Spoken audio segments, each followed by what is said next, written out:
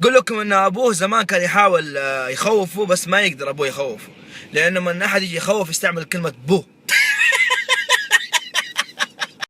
مشكلة ان الشخص هذا يعاني من الكلمة هذه، يعني الكلمة يضحك، اي واحد يقول بو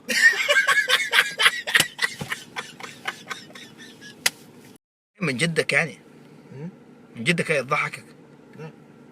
بو بو.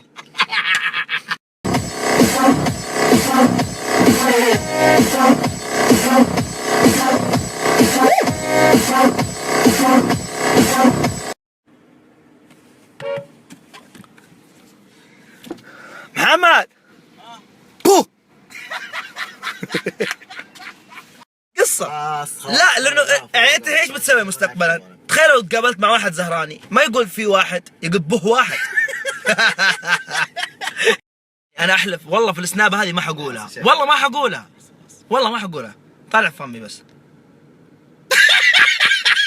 ما قلت.